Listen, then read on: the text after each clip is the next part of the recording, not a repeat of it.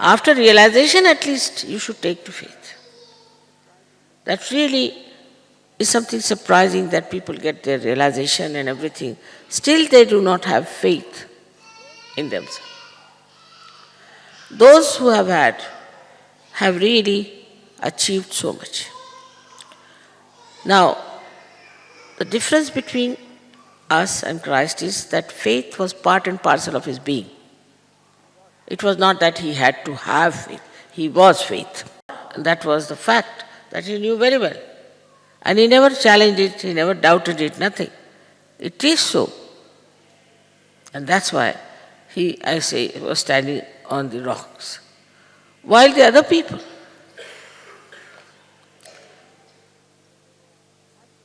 even Sahajogis, have to become like Christ as far as the faith is concerned. This faith is to be understood. This is an enlightened faith. Like Christ, he went into crucifixion, he went into all kinds of things, just because he knew it was just a drama, and he was doing all this just in a drama, playing, and there's nothing serious. Nothing is going to matter, and that he is going to resurrect himself. He played a drama. To him, it was nothing very serious. He saw people making fun of him, mocking at him. He also, in his heart, knew everything, that these people who are mocking don't know what I am. But at the same time, he was the embodiment of faith. Faith in himself and in this all-pervading power. This now lets you down. But for that, you have to have absolute faith. Supposing I have someone on whom I have faith. Naturally, I will give him all the work. I will trust everything. I'll keep the keys with him, or the money with him. Never doubt such a person. In the same way, if you have faith in yourself, faith in Sahaja where you are established, you'll be surprised how things will work out, how life will improve, and you will be standing on the rocks, you will feel that way. You'll have no doubts, you'll have no problems, no diseases.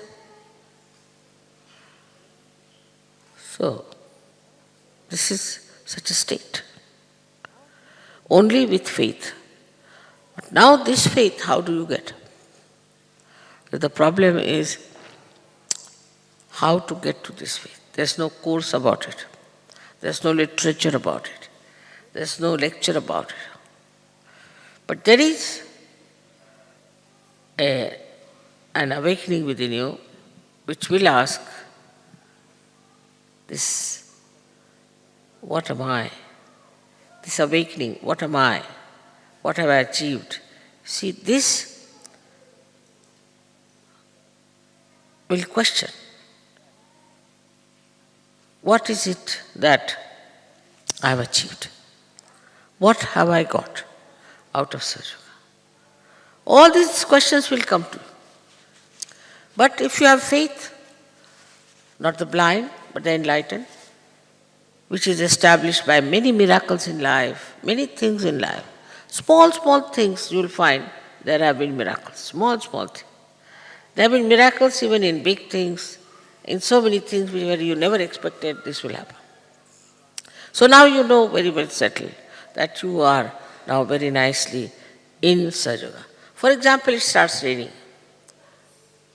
Half of you would get worried about it, why it's raining. But they will know that there's a very beautiful roof, nothing can happen. Let it rain as much as it likes.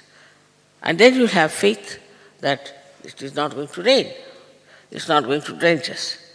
In the same way, this faith within us has to be absolutely solid. And that makes you extremely strong and makes you responsible for the resurrection of thousands and thousands and thousands and thousands of people.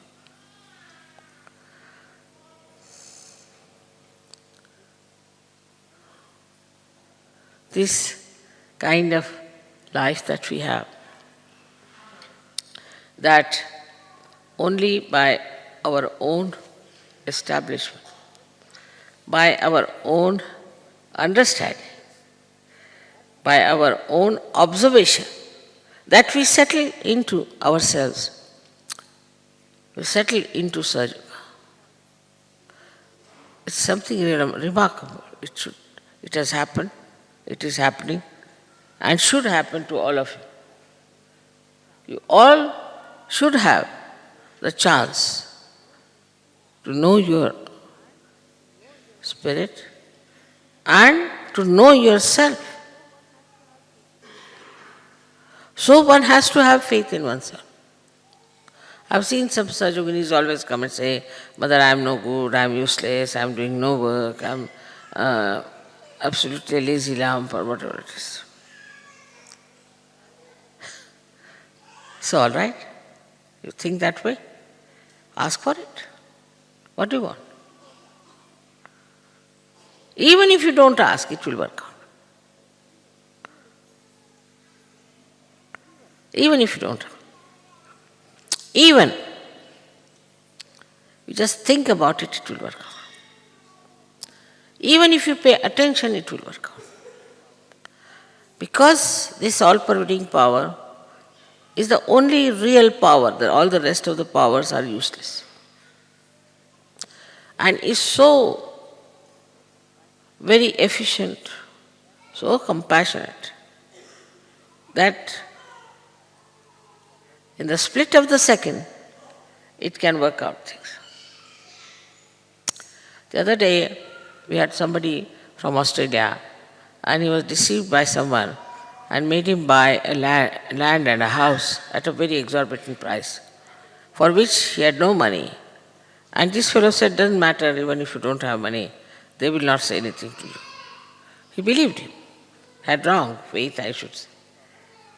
And then he said, all right, he paid all the money that he had just to deserve it. Somebody went there. There was a puja, so many were there. So many pujas, see, and things happened, and so many people came and saw and this. But this fellow was so upset, he could not understand why it has happened to me that I am placed into such a difficult situation. And he was deceived, and he was, absolutely flabbergasted. He had no idea as to how he will get out of this mess. He had put in all his money there, everything was involved, and if he doesn't pay that money, he would have been in jail. I just wrote to him, have faith in yourself. That's all. Have faith. And what a miraculous thing happened, that somebody else offered a much higher price for that. And that fellow said, of course I'll pay whatever you have promised. I'll pay you back, and I'll pay you all the more that I want to pay. It's something unbelievable. So many went there, so many wanted to solve the problem, did this, met the fellow and told them that he cannot pay. Nothing worked out, nothing. Only his faith. And can you imagine now, he's going to become a rich man. He was supposed to go to jail, now he's going to become a rich man. There are many miracles like that that happen. This is just a financial side of it, but I know you know that there are so many other miracles happening.